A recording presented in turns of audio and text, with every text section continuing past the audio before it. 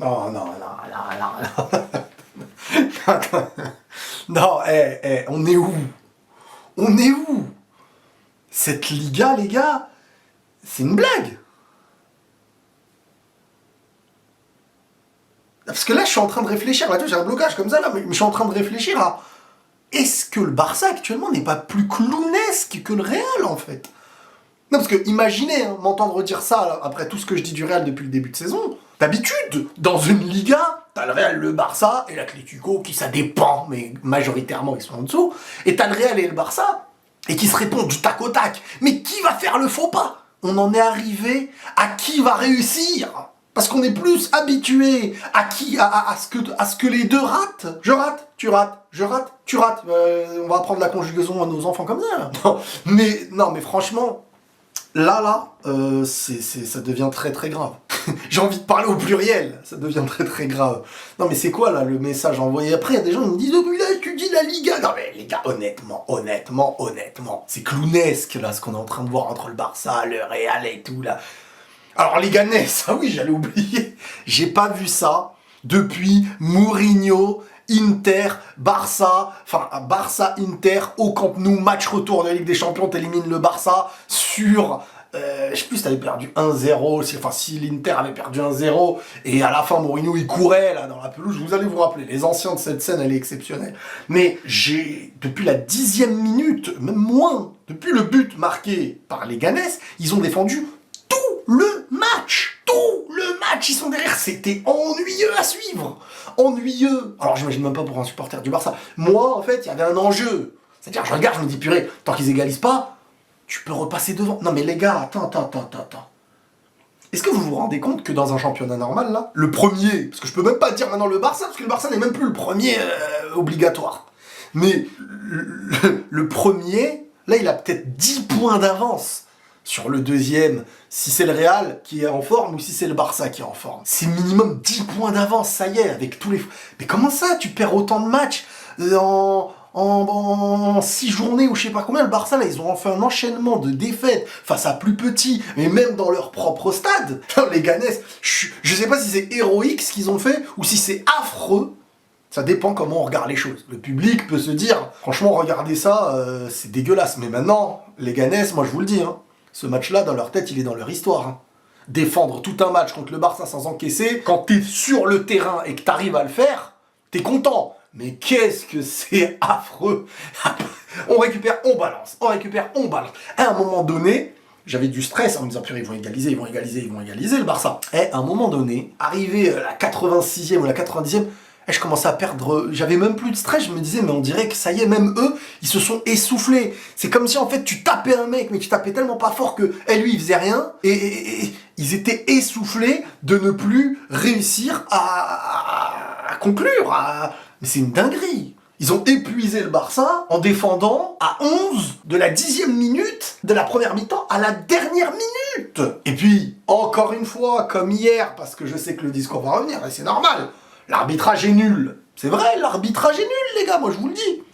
Si vous m'avez suivi hier dans ma vidéo du Real, je vous le dis, et c'est pas la première fois. Mais qu'est-ce que moi-même je me suis dit par rapport à mon équipe? J'ai dit, les gars, et ça m'a énervé de voir publiquement le Real qui voulait se cacher derrière l'arbitrage, je déteste ça, sauf quand t'es au niveau.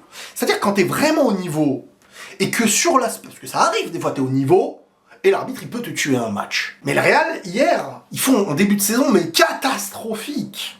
Et c'est une chance pour eux d'avoir des frérots clowns. Parce qu'avant, tu vois, il y avait le grand frère, il y avait le petit frère, il y avait les grands-pères. Mais là, le Real et le Barça, c'est les frères clowns. C'est deux frères clowns comme ça qui se tiennent dans la main. Enfin, qui se tiennent par l'épaule et ils se regardent. Qui fait la prochaine victoire? C'est ça la question. C'est plus qui fait le prochain faux pas, c'est qu'il y a plus de faux pas que de victoires. Je sais pas si vous vous rendez compte. Donc oui, il y a un péno pour moi, mais je comprends pas en fait ce système d'arbitrer maintenant. Les défenseurs, en fait, ils ont le droit de te passer et de te jeter comme ça. Tu vois, vraiment, ça c'est pas... Enfin, c'est pas... Ça... Enfin, moi je comprends pas. Si tous les deux sont en train de se bousculer, tu peux pas forcément... Tu vois, les deux sont dans un duel. Il y a duel. Mais quand toi, tu joues le ballon et que des bras viennent t'emmener comme ça, ça, c'est une faute.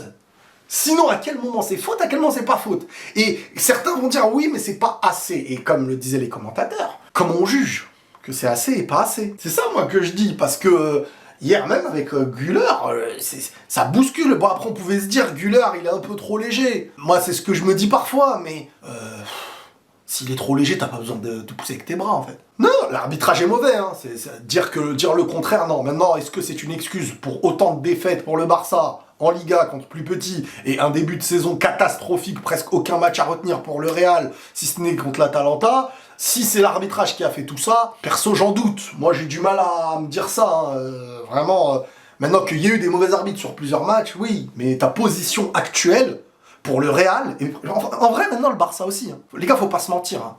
Que le Barça soit premier là et que le Real il soit à un point du premier, c'est plus une chance. Aller dans une PL, jouer la première place en perdant sur 6 matchs, je sais pas combien de matchs sans victoire. Allez, faites un essai. Allez-y. Le mec qui vous donne des défis que vous pourrez pas faire pour lui donner raison. Non mais vous comprenez, c'est une chance pour le Barça d'être actuellement encore premier égalité avec l'Atlético qui est deuxième et premier égalité en nombre de points et d'être un Real en plus. Attends, le prochain match, ne me dites pas que le prochain match c'est Barça-Atlético. Attends. Ne me dites pas. Ne me dites pas. Samedi 21 décembre à 21h, Barcelone-Atlético. Donc là qu'est-ce qu'il faut espérer, là? Vous allez me dire dans les commentaires ce qu'il faut espérer. C'est une dinguerie, là. Le moment où le Barça et l'Atlético sont égalité au nombre de points et le Real est à un point des deux, ils peuvent s'entretuer. Le week-end prochain, on va se... Attends, le Real, il joue qui aussi? Bah oui, parce que le Real, on les connaît maintenant. Tu leur mets un niveau moyen du championnat, ils sont morts. Le Real, il joue qui la semaine prochaine? Dimanche 22, Real-Séville. J'ai pas trop suivi Séville. Bref, les gars, le week-end prochain, on va se régaler. C'est le week-end, on va se régaler. Week-end de Noël. Ça va manger des bonnes, j'allais dire des gaufres. Sur le terrain, qui sera la bûche, hein, comme on dit. La bubuche. Non, sérieusement, c'est très compliqué, honnêtement, d'analyser un match comme ça où tu mets un but, si tu te positionnes côté Leganés, et tu défends tout le match. Oui, Barcelone aura le ballon, oui, Barcelone aura la possession, oui, Barcelone va avoir des occasions. Oui, c'est pas facile. C'est pas facile. Jouer contre 11 mecs dans une zone, ça se joue à ça. Donc il faut que t'en mettes un. Par contre, s'ils en mettaient un, ils en auraient mis deux. Parce que mentalement, quand tu défends et que t'as tout pour toi et que vous êtes solidaire, vous êtes dans une guerre, c'est un instinct de survie là. Tout va ensemble avec l'espoir, avec tout va dans votre sens. Mais t'en prends un, t'es déréglé. Plus de cohérence, plus. Donc Lewandowski a quand même raté des choses qu'il faut pas rater. Il y a mal, je sais pas s'il est blessé ou pas. Par contre, ça c'est à revoir aussi parce que s'il le blesse, ça va être chaud. Barcelone va très mal en ce moment. Barcelone va mal. La Liga est en train de...